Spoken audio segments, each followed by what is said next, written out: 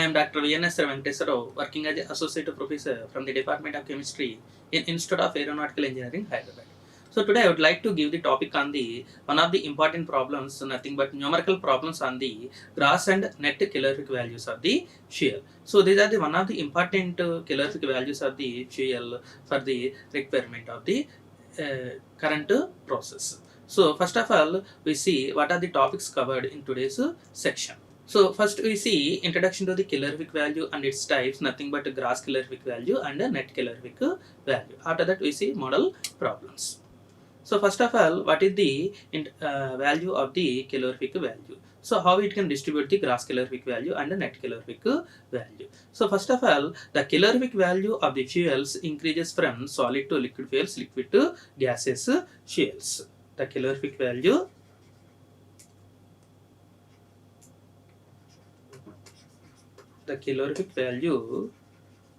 increases from solids to liquids to gases. Why the calorific value will be increases from solids to liquids and liquids to gases? Because the combustion rate will be increases. That means the percentage of the hydrocarbons will be increases from solids to liquids and liquids to gases. So that's why the calorific value will be increases from solid to liquids and liquid to gases.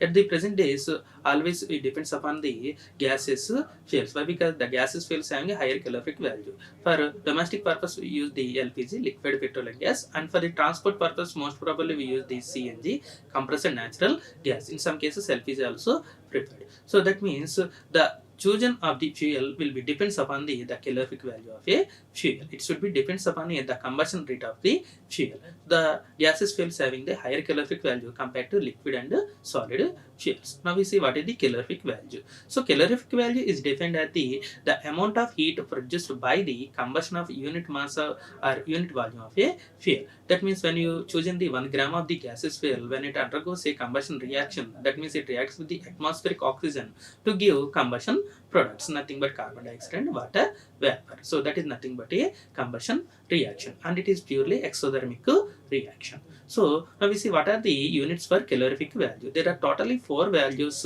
4 units for the calorific value. One is calorie, and second one is kilocalorie, and third one is British thermal unit, and third one is the centigrade thermal unit, and it is also called as centigrade heat unit. Okay.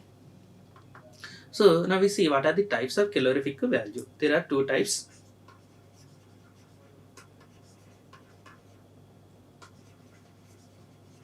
One is gross calorific value, and second one is net calorific value. Types of calorific values are classified mainly gross calorific value and net calorific value. So gross calorific value is nothing but the combustion products are produced after the combustion reaction. They are allowed to room temperature, cool down to room temperature. That means it is defined as the amount of heat energy produced by the combustion of unit mass or unit volume of fuel when the combustion products are allowed to cool down the room temperature. And next one is nothing but net calorific value. So net calorific value means the combustion products are cooled down to room temperature. What happens? They are ready to escape. That means it is defined as the amount of heat energy produced by the combustion of unit mass of a fuel when the combustion products are allowed to escape out into the atmosphere. And NCV does not include the latent heat of the steam or water vapor produced. Okay, so this is about the definitions of gross calorific value and net calorific value. Now we see Joulang's formula. So this is the formula to determine the values of gross calorific value and net calorific value based on the ultimate analysis. So in this formula, the calorific value nothing but gross calorific value of a fuel is the total calorific value of each of the components. Secondly, 8 parts by the weight of the oxygen combined with 1 part by the weight of the hydrogen. So if the oxygen is present, it must be present in the combined form with the hydrogen as water, thereby decreasing the amount of hydrogen available for combustion by oxygen is divided 8 parts. So finally the formula is coming out from the Joulang's for GCV, nothing but gross calorific value is equal to 1 by 100 into 880 into carbon plus 34,500 into hydrogen minus oxygen by 8 plus 2240 into sulfur, and it is measured in the units kilocalorie per kg. And for net calorific value, so NCV is nothing but GCV minus 0.09 into hydrogen into 587 kilocalorie per kg. Okay, so these are the formula for gross calorific value and net calorific value. Now we see what are the model problems for gross calorific value and net calorific value. So calculate the gross and net calorific values of the coal having the following composition: carbon is equal to 87%, hydrogen is equal to 5%, oxygen is equal to 3%, sulfur is equal to 0.5%, nitrogen is equal to 0.5%, and ash is equal to 4%, and the latent heat of the steam is equal to 587 calorie per gram. Now we see given data, so that is nothing but carbon is equal to 87%, and hydrogen is equal to 5%, oxygen is equal to 3%, sulfur is equal to 0.5%, and nitrogen is equal to 0.5%, ash is equal to 4%, latent heat of steam, that should be equal to 587 calorie per gram. Now, out of the total given data,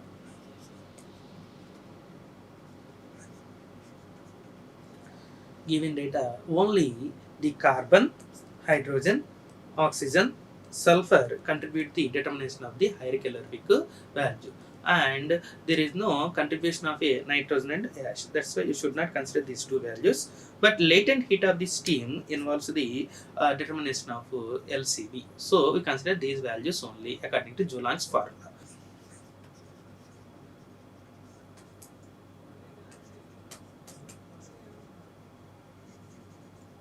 Gross calorific value GCV is equal to 1 by 100 into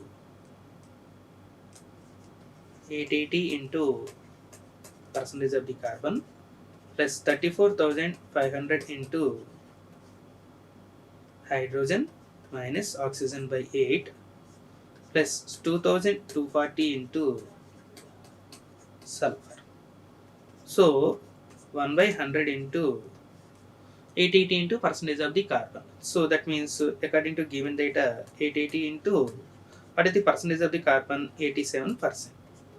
Plus 34,500 into what is the value of hydrogen? 5, and what is the value of oxygen? 3 by 8, plus 2,240 into percentage of the sulfur. What is the percentage of the sulfur? 0.5 given data. Now we see the calculation: 1 by 100 into 880 into 87. So we got 7,02,960 plus 34,500 into 5 minus 3 by 8. We got the value nearby 1,59,562.5 plus 2,240 into 0.5. We got the value 1,120. Okay, so these are the values. Now you see the sum of these three values: 1 by 100 into 8,63,642, 642.5. Now it is divided by 100. We got the value 8,636.425 kilocalorie per kg.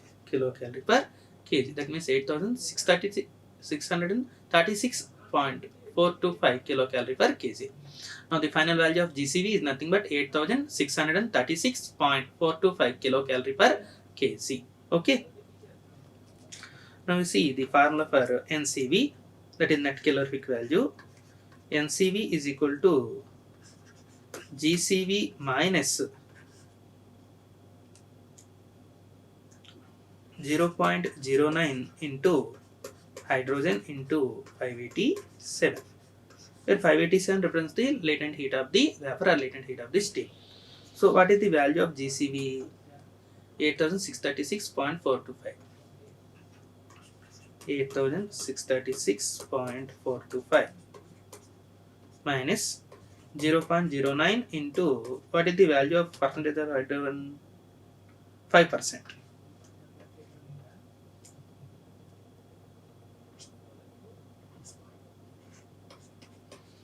Into 587. Okay, so that means 8636.425 minus 0.09 into 5 into 587. We got the value 264.15. 264.15. So finally we got the value 8372.275. 8372.275 kilocalorie per kg. Okay, so this is about the solutions of both GCV and NCV for the given problem. And you got gross calorific value that should be equal to 8636.425 kilocalorie per kg, and net calorific value that should be equal to 8330 and the value for NCV net calorific value 8372.275 kilocalorie per kg. Okay, so this is the solution for model problem 1, and we see model problem 2. That is, calculate the gross and net calorific values of the coal having the following composition: carbon is equal to 85%, hydrogen is equal to 8%, sulfur is equal to 1%, nitrogen is equal to 2%, oxygen is equal to 2%, ash is equal to 2%, latent heat of steam is equal to 587 calorie per gram. So now the solution: given data is equal to carbon is equal to 85% and hydrogen is equal to 8%, sulfur is equal to 1%, nitrogen is equal to 2%, oxygen is equal to 2%, ash is equal to 2%, and latent heat of steam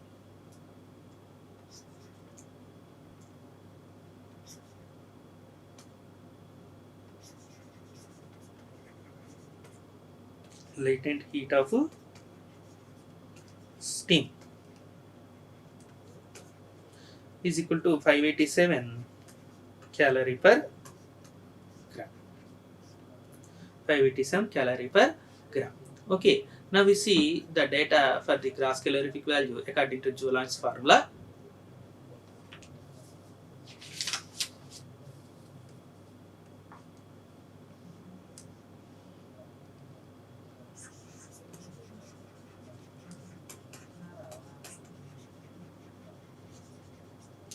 Gross calorific value is equal to 1 by 100 into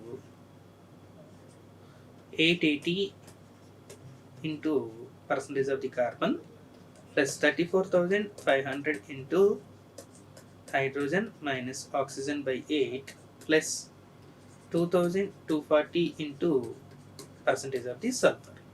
Now substitute these values: 1 by 100 into 880 into percentage of the carbon, that should be equal to 85, plus 34,500 into what is the value of hydrogen? 8.